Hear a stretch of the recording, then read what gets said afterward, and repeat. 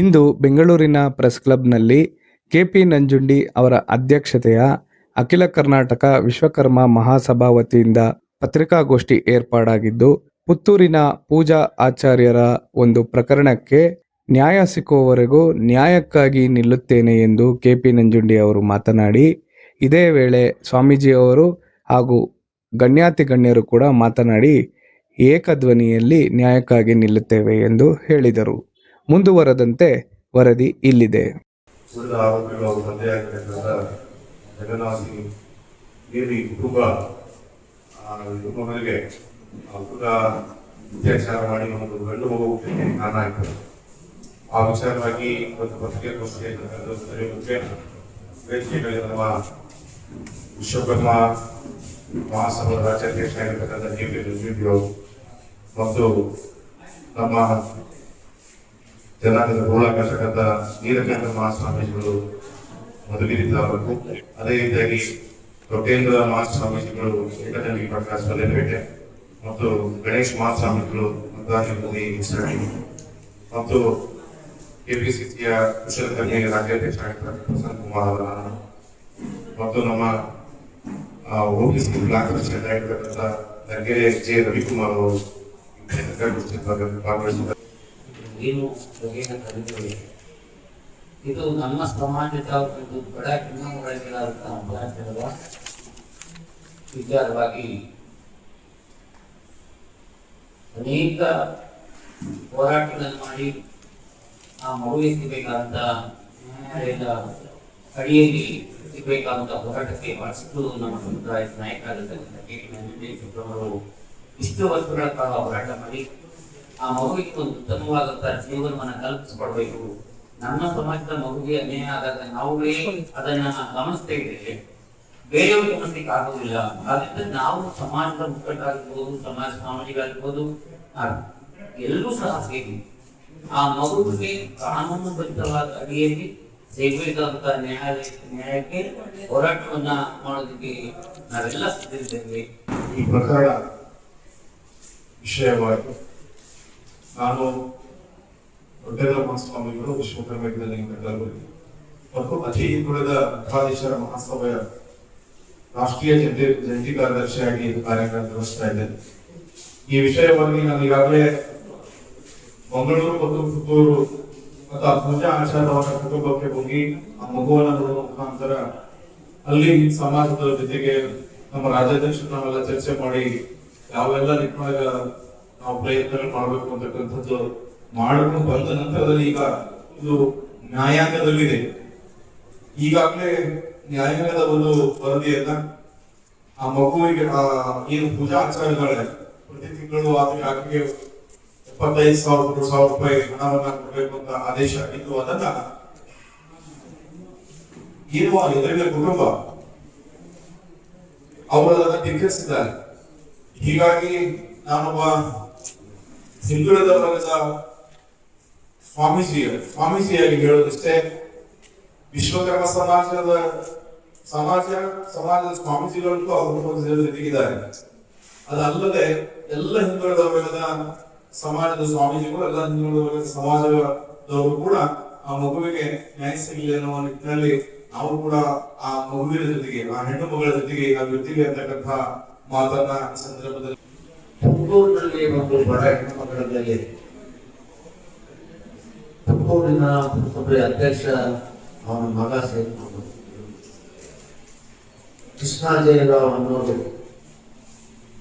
ಪೂಜಾ ಆಚಾರ್ಯರೊಂದಿಗೆ ಅತ್ಯಾಚಾರ ಮಾಡಿ ಒಂದು ಮಗು ಹುಟ್ಟಿಗೆ ಕಾರಣವಾಗಿ ಅದರ ಮಧ್ಯೆ ಏನೆಲ್ಲ ನಡೀತು ಅಂತ ಹೇಗೆ ಆಗ್ತಿದೆ ಅಂತ ಹೇಳಿಕೊಂಡು ಆ ಸಂದರ್ಭದಲ್ಲಿ ವಿಧಾನದಲ್ಲಿ ಹೆಣ್ಣುಮಕ್ಕಳ ಮೇಲೆ ನಡೀತಾ ಇರೋ ದೌರ್ಜನ್ಯಗಳನ್ನ ಪ್ರತಿನಿತ್ಯ ನೋಡ್ತಾ ಇದ್ರು ಕೂಡ ಒಂದು ಮನೆ ಕೆಲಸ ಮಾಡುವಂತ ಒಂದು ಕುಟುಂಬದಲ್ಲಿ ಅವರಿಗೆ ಮನೆಯಲ್ಲೂ ಕೂಡ ಅವರಪ್ಪ ಇವತ್ತಿಗೂ ಕೂಡ ಕೂಲಿ ಕೆಲಸ ಮಾಡ್ತಾ ಇದ್ದಂತ ಸಂದರ್ಭದಲ್ಲಿ ಇಂಥ ಪ್ರಕರಣ ನಡೆದಾಗ ನಾವೆಲ್ಲರೂ ಸೇರಿ ಆ ಕುಟುಂಬನ ಒಂದು ಮಾಡಬೇಕು, ಅವರ ಜೀವನವನ್ನ ಒಳ್ಳೆ ರೀತಿಯಲ್ಲಿ ಹೋಗ್ಬೇಕು ಅಂತ ಪುತ್ತೂರಿಗೆ ಹೋಗಿ ಬಹಳಷ್ಟು ಪ್ರಯತ್ನಗಳನ್ನ ನಾನು ಮತ್ತೆ ನಮ್ಮ ಸ್ವಾಮೀಜಿಗಳೆಲ್ಲ ಸೇರಿ ಇನ್ನೇನು ಒಳ್ಳೆ ತೀರ್ಮಾನ ಅಂತಿಮ ಘಟ್ಟಕ್ಕೆ ಬರುವಂತ ಸಂದರ್ಭದಲ್ಲಿ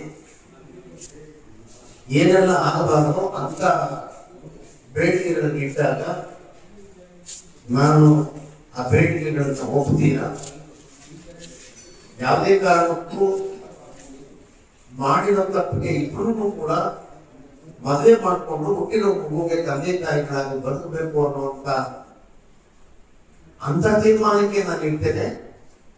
ಇನ್ನು ದುಡ್ಡು ಕೊಡುವಂಥದ್ದು, ಮದುವೆ ಆದ ತಕ್ಷಣ ಡೈವರ್ಸ್ ಕೊಡುವಂಥದ್ದು, ಮಗು ತಗೊಂಡೋಗ್ಬಿಟ್ಟು ಅನಾಥಾಶ್ರಮದಲ್ಲಿ ಇಡುವಂಥದ್ದು, ಇದೆಲ್ಲ ನಾನು ನನ್ನ ಸಾರಥ್ಯದಲ್ಲಿ ಆಗಬಾರ್ದು ಅಂತ ನಾನು ಅವರ ಆ ಬೇಡಿಕೆಯನ್ನು ತಿರಸ್ಕಾರ ಮಾಡಿ ಕಾನೂನುಬದ್ಧವಾಗಿ ನಾವು ಹುಡುಗಿಗೆ ಮತ್ತು ಮಗುವಿಗೆ ನ್ಯಾಯ ಸಿಗಬೇಕು, ಆ ನ್ಯಾಯ ಕೊಡಿಸೋದ್ರಲ್ಲಿ ನಾನು ಆ ಕುಟುಂಬದ ಜೊತೆ ಕಾನೂನು ಮೂಲಕ ಹೋರಾಟ ಮಾಡಿಸ್ತಾ ಇದ್ದೆ. ಹಂತವಾಗಿ ಯಾರ್ಯಾರು ಏನೇನು ಮಾತಾಡ್ತಾ ಇದ್ದಾರೆ ನನಗೆ ಅದು ಸಂಬಂಧ ಇಲ್ಲ. ಕಾನೂನಿಗೆ ಸಂಬಂಧಪಟ್ಟ ನಿಟ್ಟಿನಲ್ಲಿ ನಾನು ಹೋರಾಟ ಮಾಡ್ತಾ ಇದ್ದಂತ ಈ ಸಂದರ್ಭದಲ್ಲಿ ಆ 3 ಜನ ಕೃಷ್ಣ ಜಯರಾವ್ ಅನ್ನೋ ಏನು ಆರೋಪಿ ಇದ್ದಾನೆ, ಆ ಮಗುವಿನ ತಂದೆಯಾಗಿದ್ದಾನೆ, ಅದೇ ಸ್ಥಾನದಲ್ಲಿ ಆರೋಪಿಗಳಾಗಿ ಕೃಷ್ಣ ಜಯರಾವ್ ಅವರ ತಂದೆ ಜಗನ್ನಿವಾಸ್ ಅವರ ಮಗಳು ವೈಷ್ಣವಿ, ಮತ್ತೆ ಆರೋಪಿಯ ದೊಡ್ಡಪ್ಪ, ಈ 3 ಜನ ಆರೋಪಿ ಹೈಕೋರ್ಟ್ ಬರ್ತಾರೆ. ಒಂದು ಸ್ಟೇಟ್ ಬರ್ತಾರೆ. ನಾವು 4 ಜನ ಚಾರ್ಜ್ ಶೀಟ್ ನಲ್ಲಿ ಇದ್ದೇವೆ. ನಮ್ಮನ್ನ 3 ಜನರನ್ನ ಕೈ ಬಿಡಿ ಅನ್ನುವಂತ ಕೇಸನ್ನ ಇಟ್ಟಾಗ್ತಾನೆ ಅವ್ರ ಸ್ಟೇಷನ್. ಅದನ್ನ ಮುಂದುವರಿಸಿ ನೆಕ್ಸ್ಟ್ ಕೃಷ್ಣಾಜೇಡಿಯ ಒಂದು ರಿಟ್ ಆಗ್ತಾರೆ. ನಮ್ಮ FIR ಅನ್ನ ಸ್ಕ್ವಾಶ್ ಮಾಡಿ ಕೋರ್ಟು ಹೈಕೋರ್ಟ್ ಏನ್ ಮಾಡುತ್ತೆ, ದೀರ್ಘವಾದ ವಿಚಾರಣೆ ನಡೆಸಿದ್ದೆ. ಅದನ್ನ ನೀವೆಲ್ಲ ನೋಡಿ, ದೂರದಾರರೇ ಆಗ್ಲಿ, ಅವರ ಸಂಬಂಧಿಕರಾಗ್ಲಿ, ಅವರ ಅಣ್ಣ ತಮ್ಮ ಆಗ್ಲಿ, ಯಾರು ರೆಸ್ಪೆಕ್ಟ್ ಮಾಡಬಾರ್ದು ಅಂತ ಯಾರು ನಾವು ಅವರ ಸಂಬಂಧಿಕರಲ್ಲ. ಅದೇ ಇದೆಲ್ಲವನ್ನು ಹೇಳುವಂಥದ್ದು ಮಗುವಿನ ಒಳ್ಳೆಯದಾಗಲಿ ಅನ್ನೋ ದೃಷ್ಟಿಕೋನದಲ್ಲಿ ಇದೆ. ಇದೆಲ್ಲ ನಿಮ್ಗೆ ಹೇಳ್ಬೇಕಂತಾನೆ ನಾನು ಬಂದಿದ್ದೇನೆ. ಮತ್ತೆ ಅದೇ ಅವಾಗಲೇ ಹೇಳಿದಂಗೆ ಇದು ಡೌನ್ಲೋಡ್ ಆಗುತ್ತೆ, ನಿಮ್ಗೆ ಗೊತ್ತಿದೆ. ಜಡ್ಜ್ಮೆಂಟ್ ಕಾಪಿ ನಿಮ್ಗೆ ಗೊತ್ತಿದೆ. ಅದರಲ್ಲಿ ಒಂದು ಹೇಳ್ತಾರೆ, ಅದು ನಮ್ಗೆ ಪುಸ್ತಕ ಅರ್ಥ ಆಗದಿರೋದು ಏನಂತ ಹೇಳಿದ್ರೆ, ಇಡೀ ರಾಜ್ಯ ಈ ಪ್ರಕರಣವನ್ನು ನೋಡ್ತಾ ಇರುವಾಗ ಅದೇ ಕ್ಷೇತ್ರದಲ್ಲಿ ಇರ್ತಕ್ಕಂಥ ಪುಸ್ತಕದಲ್ಲಿ ಇರ್ತಕ್ಕಂಥ ಈ ತರ ಒಂದು ಡಾಕ್ಯುಮೆಂಟ್ ತಗೊಂಡು ಅವನಿಗೆ ಅವನೇ DNA ರಿಪೋರ್ಟ್ ಬಂದಿದೆ, ಅದನ್ನ ಕೋರ್ಟ್ ಅಲ್ಲಿ ಒಪ್ಕೊತಾರೆ. ಜಡ್ಜ್ ಅದನ್ನು ಹೇಳಿರುವಂತ ಡಾಕ್ಯುಮೆಂಟ್ ಇದೆ. ಇಲ್ಲಿ ಹೇಳ್ತಾರೆ ಜಡ್ಜ್ ಸಾಹೇಬರು, ವೈದ್ಯಕೀಯ ದಾಖಲೆಗಳ ಪ್ರಕಾರ ಅರ್ಜಿದಾರನೇ ಆ ಮಗುವಿನ ಜೈವಿಕ ತಂದೆ ಎಂಬುದು ವಿವಾದರಹಿತವಾಗಿದೆ. ವಿವಾದರಹಿತ ಅದೇ ಪ್ರಶ್ನೆ ಇಲ್ಲ, ಅವರೇ ಅಪ್ಪ. ಆಗಿರುವಾಗ ಮಗುವಿನ ತಂದೆ ಖಾಲಿ ಇರೋ ಜಾಗದಲ್ಲಿ ನೀನು ತುಂಬಿಸ್ಕೊಡೆ ಅಂತ ಅಪ್ಲಿಕೇಶನ್ ಕೊಟ್ರೆ ಅವ್ರು ತುಂಬಿಸ್ಕೊಡಲ್ಲ ಮಗುವಿನ ತಂದೆ ಅಂತ ಹೇಳಿದ್ರೆ ಎಂತ ಇನ್ಫ್ಲೂಯೆನ್ಸ್ ಮಾಡ್ಬೋದಿಲ್ಲ ಅಲ್ಲಿ.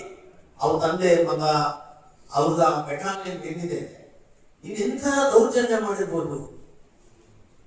ಈಗ ನನಗೆ ಅರ್ಥ ಆಗ್ತಾ ಇದೆ, ನಾನು ಎಷ್ಟು ಒಳ್ಳೆ ರೀತಿಯಲ್ಲಿ ಅವ್ರ ಜೊತೆಲಿ ಸಮಾಧಾನವಾಗಿದ್ದೆ.